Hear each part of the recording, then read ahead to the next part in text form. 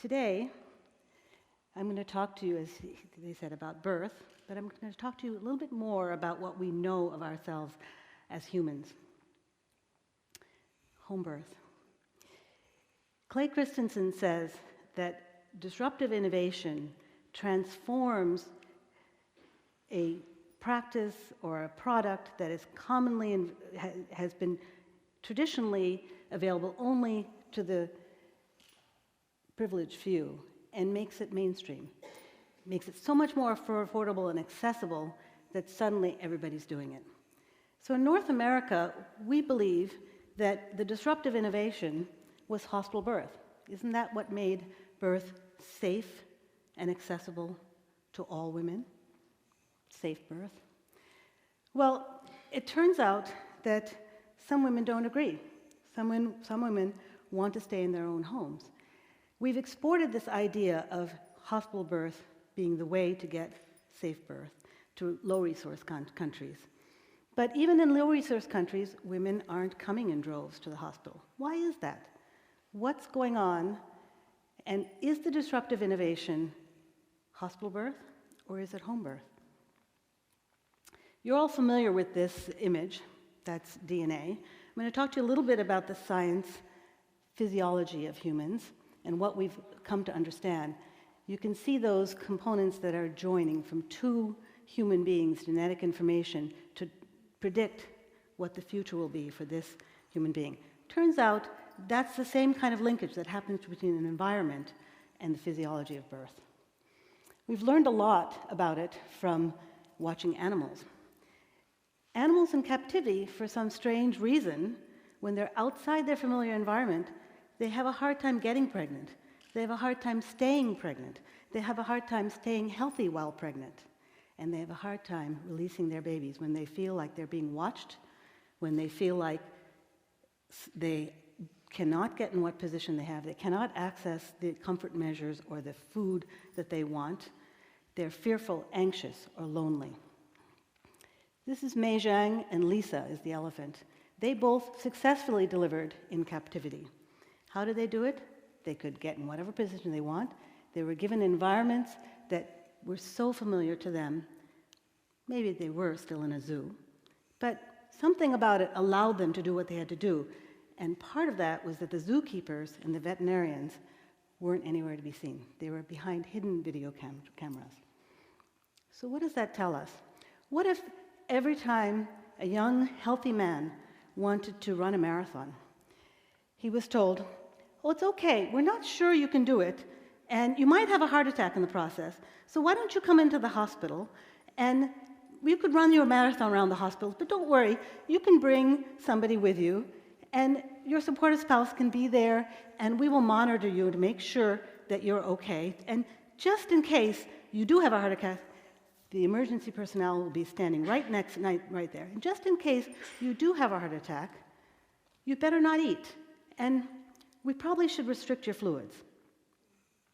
Does that make any sense to what you know about the physiology of sports? Do you think that if he didn't believe he could do it, that he would be able to complete the marathon? And what about making love? What about making babies? Suppose you told this young man that he also could have a heart attack when he had an orgasm. Some people do. What if we weren't so sure about his ability? We said, "No worries, come into the hospital. We'll give you a nice, quiet room. You can bring your spouse. And we'll just come in from time to time and check your blood pressure and your heart rate and make sure that everything's okay." You think he'd have some sort of performance anxiety? I think this is what he'd do. I think he'd say, "I know what to do, and you guys leave me alone." So what have we learned about human physiology? There's some very cool things that are being discovered now. Things about when we control birth and when babies don't come out of the vagina, guess what? They don't get the beneficial effects of the good bacteria that lives in vaginas that helps them for long-term health. What about oxytocin, the hormone of love? Why is it called the hormone of love? Well, guess what? It's only released in 3 times in our life. 3 times which are absolutely critical to bonding. And in fact, it does modulate how attached we feel. It modulates social behavior. Oxytocin is only released when we make love, when we have orgasm, when we have contractions to open up our uteruses so that the baby can come out, and when we let down our milk so we can feed our babies, so our babies can survive. Every year, 350,000 women die while pregnant or giving birth. 2 million newborns die within the first 24 hours of labor. This is true. Is this why we don't recommend home birth to everybody? Is it home birth? You know, these women, most of these women, live in 58 countries. They're low-resource countries. And in these countries, women do not have access to life-saving techniques. They don't have the medications to stop bleeding. They don't have, if they could access it, they can't get there. They don't have somebody checking their blood pressure. Sometimes they're exposed to conditions which are dangerous for themselves. They don't have methods to resuscitate a baby that maybe just needs a little help. Is that why everybody should deliver in the hospital? Well, what does the research say? For a long time, we had a hard time understanding what the research really said. Just like what Karthi said this morning, you have to ask the right questions in the right way. So guess what? We weren't asking the right questions in the right way. We were mixing up planned home birth with unplanned home birth. When we looked at the difference between home and hospital birth, we had a lot of cases in there where the woman delivered en route to the hospital without an attendant, accidentally, even in high-resource countries where all of those things are available.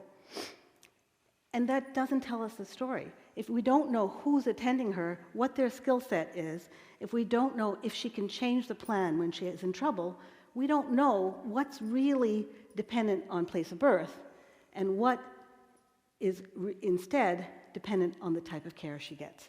So what we do know now, the good news is that we have 15 or 16 really high-quality studies. We'll never have a randomized control trial because women will not agree to be randomized to home or hospital. They have opinions about where they want to deliver.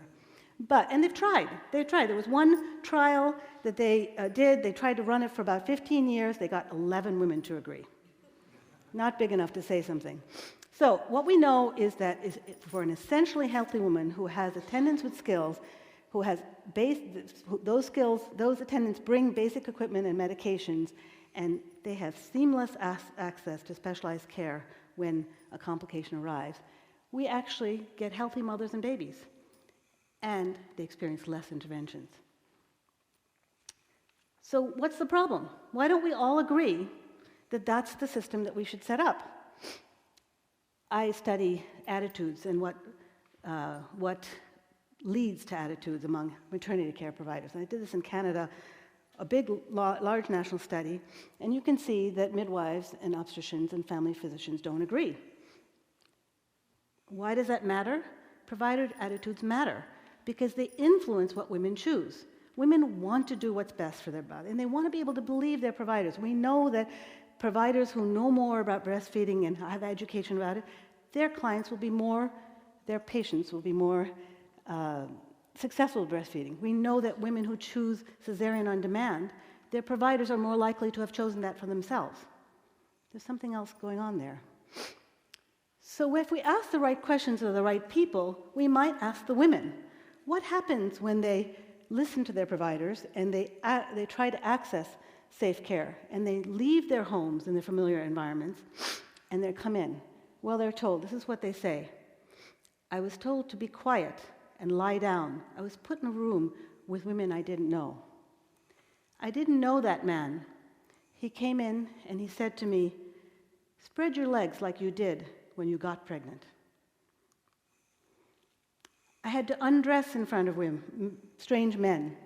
They watched me while I got up on the table to have my baby. Women in the Philippines will say, and actually a lot of places in the world where women by droves are coming in now because there are institutional policies for institutional birth, and they're overloaded by normal cases, and they can't look after, they don't have enough resources to look after the women who really need their care. This is a labor ward, and a postpartum ward, and a newborn ward. Is that where you would like to be? Does that feel safe to you? This woman is an indigenous woman. She came in because she believed she was going to have a safer birth if she came to the hospital. When she got there, they didn't understand her language. They didn't believe her that she was really in active labor because she had walked from her village. So they made her leave. Shortly thereafter, she delivered on the grass in front of the hospital. Is that safer care? And lest you think this is just happening in low-resource countries, it's happening all over the world. This is North America. Strangers around, women being told to push. One woman said, "I was hooked up and trussed. I couldn't move 6 inches. I knew I had to get up to have my baby, but they told me to lie still because they couldn't hear my baby's heartbeat. I was worried. I listened to them, but they didn't listen to me. So I closed my eyes and I hid in my music while they stood around and watched me." So what is this issue about relocation? How are we defining safety, and who gets to define what safety is? We know when all of these things happen, when mammals are not in their familiar environments, when they're disturbed, when they have a loss of privacy and dignity, it can affect their ability to care for their own babies. Women tell us, Taye, who's a woman I looked after, she told me she had a good job in the hospital. She was a lab tech. She said, everybody knows everybody's business, and I don't want them to know my business. I work with a bunch of white women. They don't understand me. I don't want to be undressed in front of them. We looked after a woman when I was at Yale on faculty. Her husband would not tell us what his name was. He said his name was Fred. Nobody believed him. They said, maybe he's undocumented. Maybe that's why he doesn't want to tell him his name. It was 2001, October. His name was Osama. He was afraid if he told the hospital staff his name that they would not treat his wife well. And the Hmong women I looked after in California were used to having all of the elders around, but the hospital had a rule that only one person could come with these women. This lesbian couple knew that if they went into the hospital with their known and beloved donor, that it was very likely the hospital staff would hand the baby first to him and not to the primary parent. Women tell us that when they're home, they can get in what position they want, they can use gravity, and that they can still be assured that someone will be checking their baby's heartbeat. So what about babies who are fascinated with technology? What about what women say about technology? Turns out they actually don't want to reject technology or modern medicine. They want access to all those life-saving techniques. They just want to be told the truth. This is a study. All the things I was just telling you about were based on studies that we've done where women have told us what they want and what's most important to them: comfort, convenience, empowerment. This is a study that's just come out. About 2,000 women answered a very long survey about what they thought about their maternity care. These were all women who planned hospital births. Guess what? They say the same thing. They believe they're in charge. They believe they're choosing the best options for their baby. They just want to be told the truth. They want to be told, how does this risk relate to me? What if I live in a place that does have those resources? What will it be like when I go into the hospital? And they also tell us that some interventions lead to things that they wouldn't choose unless they were very sure that it would save them or their babies. 40% of women are induced in the United States today, and we have over a 30% C-section rate. Do you think the species would have survived if that was the needed rate? In fact, most countries that have much better outcomes than we do in North America have much lower rates of all of these things. So what about risk? Who gets to choose? This is a 1 in 1,000 risk. When you have skilled attendance at birth and access to equipment and personnel when you need it, this is the risk. About 1 per 2,000 is what loss will look like. And fetal loss, I'm talking about neonatal loss. And 50% of stillbirths are unexplained, so we don't really know what's going on there. So 1 in 1,000, that's about the same risk that that man who wanted to run a marathon would experience of having a heart attack. Is that an acceptable risk? And what about the risks of loss of dignity, of abuse, of disrespectful care? How do you define safety? Who should decide? Who is most invested and most responsible? How much risk is too much? And whose agenda and whose destiny are you talking about? You know what women say? What would your mother say? Do you think she was more concerned about you than the doctor? Yes, that's what women say. They say, we care about our baby's health, and we are offended when people suggest that we are choosing home birth or choosing respectful care just for our own convenience or for comfort, like it's some sort of cosmetic option. We know that if we're not well, if we're not treated well, if we're abused, if we feel like we had an unnecessary intervention, or if we're in an environment where we don't feel safe, that can affect how we feel about our babies, our future. And we're concerned about our baby's health also. What about the use of antibiotics? What about C-sections or any of these things? Absolutely, give me a C-section if that's what I really need. I want my baby to be healthy. I value what the advances that modern medicine has brought to high-resource countries. That's what they tell us. But is anybody listening to women? Paulo Freire said, washing one's hands of the conflict between the powerful and the powerless means to side with the powerful, not to be neutral. Is it time we took a stand? Which is the disruptive innovation we wait? Is it home birth? Is it hospital birth? Or is it humanized birth? What if all countries took steps to facilitate high-quality care in all settings, and all women were told how to access that care wherever they felt safe? If the focus was access to safe, humanized birth in all settings, then we'd prioritize the availability of life-saving measures and skills everywhere and carry them to the places where a woman feels respect, autonomy, and the ability to listen to her own body and baby. I wrote that down because I wanted to say it all. I wanted to be sure I didn't forget to tell you that it is about all of those things together. We could carry the things to her. They might be packaged a little differently.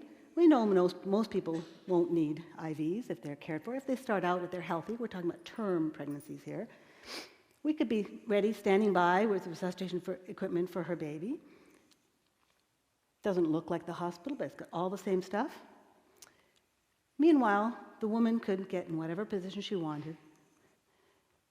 And we could remember that whether or not we're there, whether or not the interventions are there, a woman will deliver undisturbed and will receive her baby and care for her baby, because that's what humans do.